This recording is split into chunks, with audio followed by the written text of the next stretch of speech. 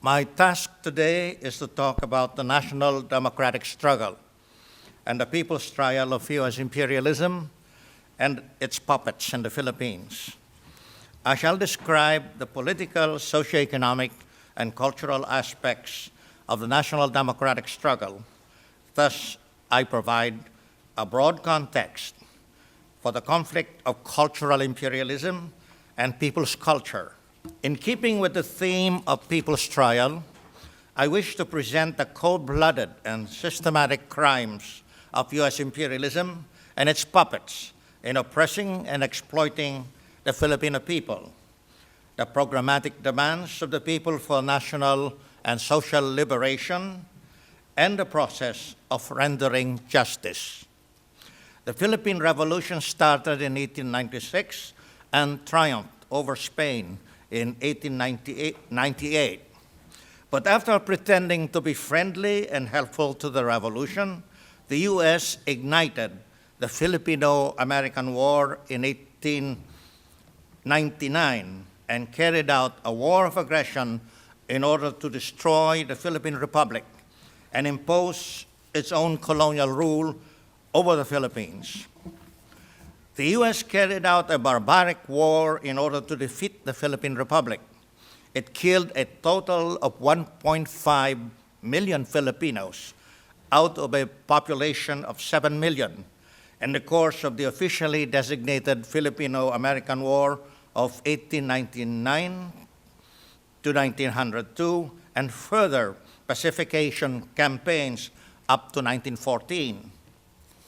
The U.S. forced the Filipino people to finance their own military conquest and subjugation. It floated war bonds in Wall Street and subsequently made the people pay for these through taxation. To extract super profits, the U.S. made investments in the expansion of plantations, opening of mines, establishment of a few monopoly enterprises, and acceleration of domestic and foreign trade.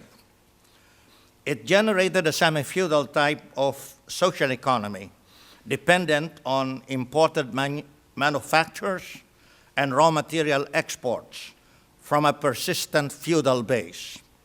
It established an educational and cultural system that perpetuated colonial mentality, but this time servile to the U.S. instead of Spain. It superimposed bourgeois ideas and values on those feudal and religious ones previously propagated by the dominant Catholic Church. It systematically used education and culture to breed a new and bigger core of puppet politicians and to produce the professionals and clerks to serve the expanded bureaucracy and businesses. The social structure that has arisen from the semi-feudal economy includes the basic ruling classes of the comprador big bourgeois and landlords, who are fractions of 1% of the population.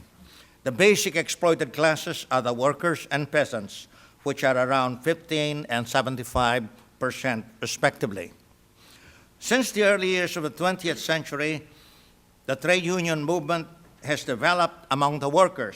Since 1930, upon the establishment of the first Communist Party, the Communist Party of the Philippine Islands, the revolutionary idea of the working class leading the people in the National Democratic Revolution and consequently the Socialist Revolution has acquired reality and taken roots in the Philippines. In 1946, the U.S. granted nominal independence to the Philippines. Since then, the political system has become semi-colonial, no longer ruled directly by the U.S., but indirectly through puppet politicians who are essentially bureaucrat capitalists and who serve the U.S. as well as the interests of the big compradors and landlords in the semi-feudal economy. The U.S. has retained its dominance and control over the economic, political, cultural, and security system of the Philippines. The Philippines was touted by the U.S. as a show window of democracy, in fact, a cesspool of neocolonialism and semi-feudalism, because the duopoly of the Liberal Party and Nationalista Party alternated in taking presidential power through periodic elections, as in the United States. They clarified the character of Philippine society as semi-colonial and semi-feudal, and the corresponding character of the Philippine Revolution as national and democratic under the leadership of the working class. The motive forces of the revolution are the workers, peasants, and the urban petty bourgeoisie. The enemies are U.S. imperialism, the big compradors, landlords, and bureaucrat capitalists. The current stage of national democratic revolution through protracted People's War is directed towards reaching the stage of socialist revolution. The revolutionary advance of the CPP, NPA, and NDF was the decisive factor in the overthrow of the Marcos fascist dictatorship in 1986. But since then, one regime after another has masqueraded as democratic and has oppressed and exploited the people for the benefit of U.S. imperialism and the local exploiting classes of big compradors and landlords. The new democratic revolution, through protracted People's War, has therefore continued in order to fight for national liberation, democracy, social justice, development through land reform and national industrialization, a national scientific and mass culture, and international solidarity for peace and development. For the purpose of the people in putting on trial U.S. imperialism and its puppets, we must be aware of the comprehensive range of crimes that they are culpable for. When we speak of U.S. imperialism, we refer to the U.S. federal state and its various agencies, the corporations and banks which are impelled by monopoly capitalism to engage in aggression and plunder. The U.S. engaged in cultural imperialism and perpetuated colonial mentality. It imposed on the people not only the English language, but also pro-imperialist ideas and values that obscured the blood debts of the U.S. and misrepresented the exploitation of the people as beneficial. It bent the feudal and medieval belief system of the dominant Catholic Church to serve the interest of U.S. monopoly capitalism. The U.S. trained the bureaucrats, politicians, and professionals to be servile to U.S. imperialist power and to use the language of pro-imperialist liberal democracy to deceive the people. It was most responsible for promoting bureaucratic capitalism. It taught the children of the exploiting classes and the urban petty bourgeois to seek and hold power and amass private wealth through bureaucratic corruption.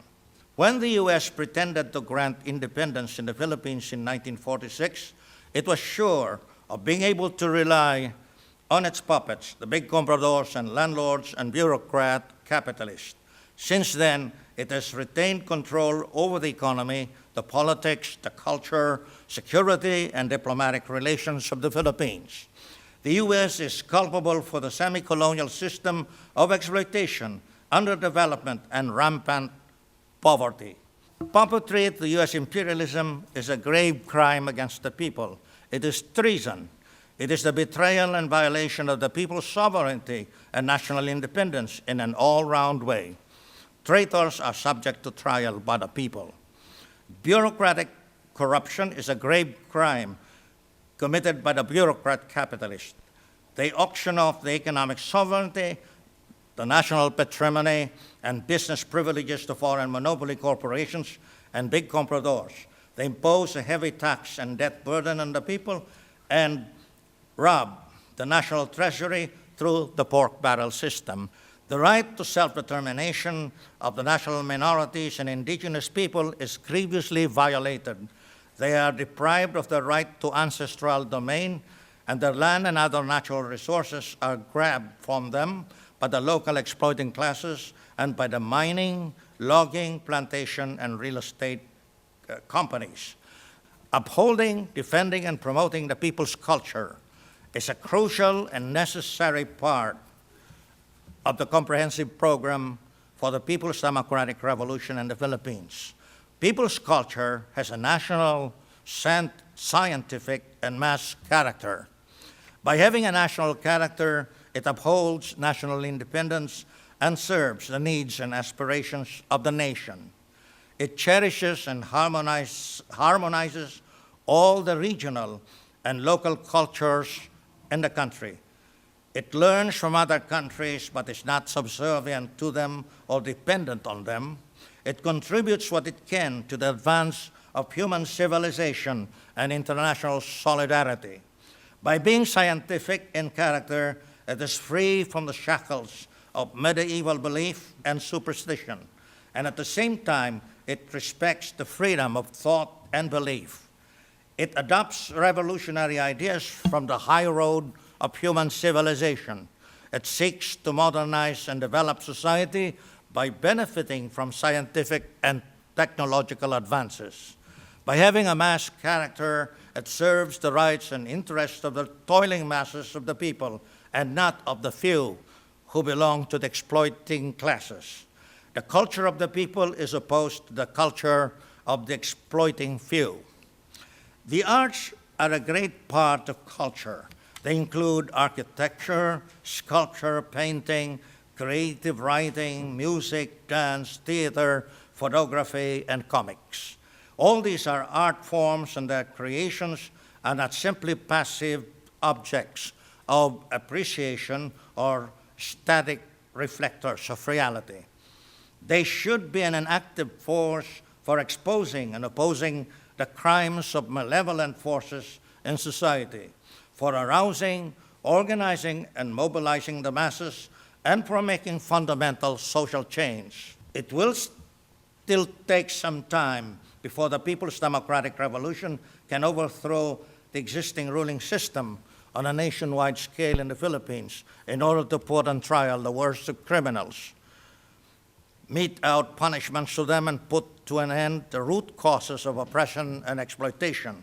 But while the juridical processes of the People's Democratic State system are not yet available, except in the countryside where revolutionary organs of political power and people's courts have come into existence, the cultural process of putting on trial the criminals through the various art forms can run ahead and have influence and effects on a wide scale. In reflecting social reality and exposing and opposing the crimes of oppression and exploitation, the various art forms metaphorically, symbolically, or allegorically perform the various stages and functions of the criminal trial, such as preliminary investigation or exposure of the facts of the crimes, indictment and the trial proper, in which facts are established on the basis of evidence and testimonies and the application of law in the judgment. It is the moral court of public opinion rather than a court of law, however, that is addressed in the people's trial of the malefactors. The people's trial can be further invigorated and reinforced by integrating or coordinating it with artistic works and performances. The revolutionary people and forces in the Philippines have all the right to stage people's trials of U.S. imperialism and local reactionaries in order to expose and oppose the real criminals and fight for justice.